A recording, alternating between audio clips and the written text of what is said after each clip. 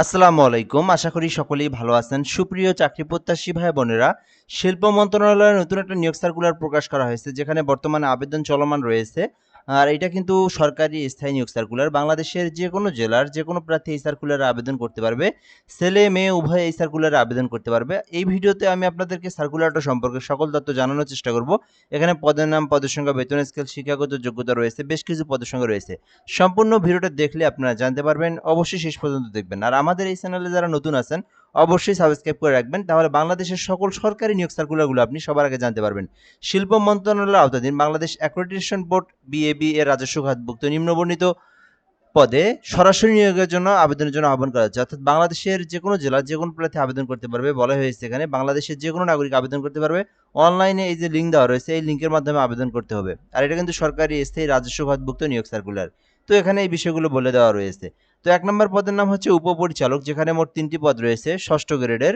এই ক্ষেত্রে আবেদনের জন্য শিক্ষাগত যোগ্যতা চাওয়া হয়েছে কোনো স্বীকৃতি বিশ্ববিদ্যালয় হইতে রসায়ন অথবা প্রাণ রসায়ন অথবা ফলিত রসায়ন অথবা কেমিকৌশল, পদার্থবিজ্ঞান, ফলিত বিজ্ঞান অথবা ইলেকট্রনিক্স, ফার্মেসি, প্রাণীবিদ্যা, মাইক্রোবায়োলজি, উদ্ভিদবিদ্যা, অ্যাগ্রোকেমিস্ট্রি, মনোবিজ্ঞান, মৃত্তিকা বিজ্ঞান, আইন, গণিত, অর্থনীতি এবং সামাজিক বিজ্ঞান বিষয়ে যদি আপনি যেকোনো বাণিজ্য বিষয়ে যদি আপনি অনার্স পাস করে থাকেন, অথবা আপনি অনার্স বা মাস্টার্স, এখানে মাস্টার্সের কথা বলা হয়েছে, এখানে মাস্টার্স পাস করা থাকলে আবেদন করতে পারবেন। এখানে যে সাবজেক্টগুলোর নাম দেওয়া রয়েছে, এই সাবজেক্টগুলো নিয়ে যদি কেউ মাস্টার্স পর্যন্ত কমপ্লিট করে থাকেন, অথবা বাণিজ্য শাখা থেকে, বাণিজ্য বিভাগের যেকোনো একটা শাখা থেকে যদি আপনি মাস্টার্স কমপ্লিট করে থাকেন, তাহলে আবেদন করতে পারবেন।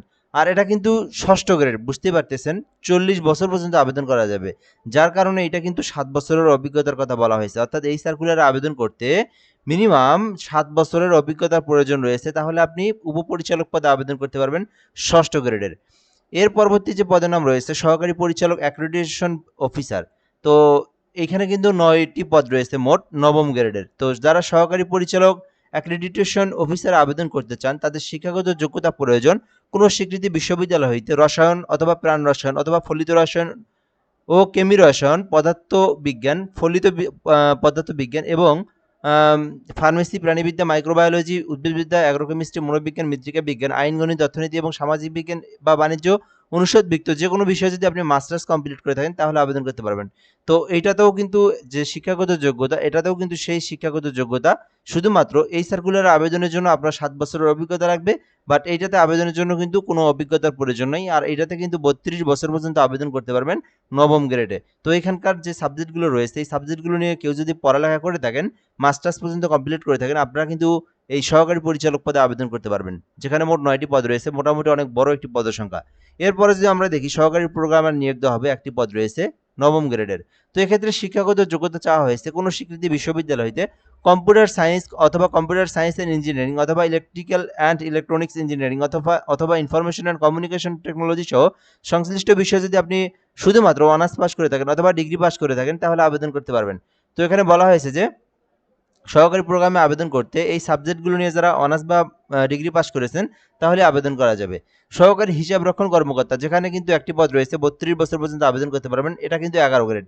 সহকারী হিসাব রক্ষণ কর্মকর্তা পদে আবেদন করতে আপনার শিক্ষাগত যোগ্যতা প্রয়োজন কোনো স্বীকৃতি বিশ্ববিদ্যালয় হইতে বাণিজ্য অনুষদভুক্ত যে কোনো বিষয়ে 2য় শ্রেণী বা সমমানের সিজিপিএতে অনার্স পাস করতে হবে অথবা মাস্টার্স ডিগ্রি থাকতে হবে। অর্থাৎ এই বিষয়টা হচ্ছে, আমি আপনাদেরকে একটু ক্লিয়ার করে দেই।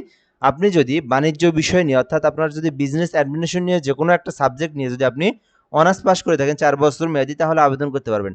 আরেকটা বিষয় হচ্ছে, যারা ডিগ্রি, তাদের কি, যারা 3 বছর মেয়াদি ডিগ্রি, তাদের কিন্তু শুধু ডিগ্রি পাশে আবেদন করা যাবে না, তাদের জন্য মাস্টার্স চাওয়া হয়েছে। তো যারা মাস্টার্স পাস করেছেন, ডিগ্রি যারা তারা মাস্টার্স পাস করেছেন এই সাবজেক্টগুলোর উপর থেকে, বাণিজ্য শাখা থেকে, তাহলে সহকারী হিসাব রক্ষণ কর্মকর্তা আবেদন করতে পারবেন। আর যারা 4 বছর মেয়াদে অনার্স কমপ্লিট করেছেন, তারা কিন্তু সহকারী হিসাব রক্ষণ কর্মকর্তা পদে অনার্স পাশে আবেদন করতে পারবেন। এরপরে রয়েছে অফিস সহকারী কাম কম্পিউটার মুদ্রাক্ষরিক, যেখানে 3টি পদ রয়েছে। এখানে আবেদনের জন্য শিক্ষাগত যোগ্যতা চাওয়া হয়েছে উচ্চ মাধ্যমিক। শুধুমাত্র এইচএসসি পাস করলে আবেদন করতে পারবেন। শুধুমাত্র এইচএসসি পাস করলেই আপনি অফিস সহকারী কাম কম্পিউটার মুদ্রাক্ষরিকে আবেদন করতে পারবেন, যেখানে 16 গ্রেডে নিয়োগ দেওয়া হবে। এরপরে 6 নম্বরে রয়েছে ডাটা এন্ট্রি কন্ট্রোল অপারেটর, যেখানে আবেদনের জন্য শিক্ষাগত যোগ্যতা চাওয়া হয়েছে উচ্চ মাধ্যমিক। অর্থাৎ শুধুমাত্র এইচএসসি পাস করলে আপনারা ডাটা এন্ট্রি কন্ট্রোল অপারেটরে আবেদন করতে পারবেন। আর এখানে কিন্তু কম্পিউটারের পাশাপাশি কম্পিউটারের যোগ্যতা থাকতে হবে, যেমন আপনার টাইপের গতি, তারপরে আপনার MS Word, Excel, PowerPoint সম্পর্কে বেসিক নলেজগুলো জানা থাকলে আপনারা ডাটা এন্ট্রি কন্ট্রোল অপারেটরে আবেদন করতে পারবেন। গাড়ি চালক নিয়োগ দেওয়া হবে, একটি পদ রয়েছে যেখানে শুধুমাত্র এসএসসি পাস করে আবেদন করতে পারবেন। তবে এখানে অবশ্যই ড্রাইভিং লাইসেন্স থাকতে হবে এবং 3 বছরের একটা অভিজ্ঞতা থাকলে গাড়ি চালকে আবেদন করতে পারবেন। এরপরে রয়েছে অফিস সহায়ক, এটা কিন্তু মোটামুটি শুধু এসএসসি পাশে আবেদন করা যায়। অফিস সহায়ক 20তম গ্রেডের মধ্যে 6টি পদ রয়েছে। কোনো স্বীকৃতি বোর্ড হইতে, অর্থাৎ শুধুমাত্র SSC pass, just SSC pass, কোনো অভিজ্ঞতার প্রয়োজন নাই। অফিস সহায়ক আবেদন করতে জাস্ট এসএসসি পাশে আপনারা আবেদন করতে পারবেন। তো আপনার শিক্ষাগত যোগ্যতা অনুযায়ী আপনি যে পদে চান আবেদন করতে পারবেন, কোনো সমস্যা নেই। আবেদন করতে 32 বছর পর্যন্ত আবেদন করতে পারবেন। 18 হতে 32 বছর পর্যন্ত সময় রয়েছে। এরপরে দেখবো এখান থেকে আবেদনের জন্য যে বিষয়গুলো দেওয়া রয়েছে। তো এই আবেদনটা কিন্তু যারা নিজেরা আবেদন করতে চান, নিজেদের ল্যাপটপ, কম্পিউটার, পিসি রয়েছে, BABTeletalk.com.bd থেকে আবেদন করতে পারবেন। BABTeletalk.com.bd থেকে আবেদন করতে পারবেন। 5 মে পর্যন্ত সময় রয়েছে। বর্তমান আবেদনটা চলমান রয়েছে। এই যে মে মাস, এই মে মাসের 5 তারিখ পর্যন্ত আবেদনটা চলমান থাকবে। এর মধ্যে আবেদনটা করতে হবে।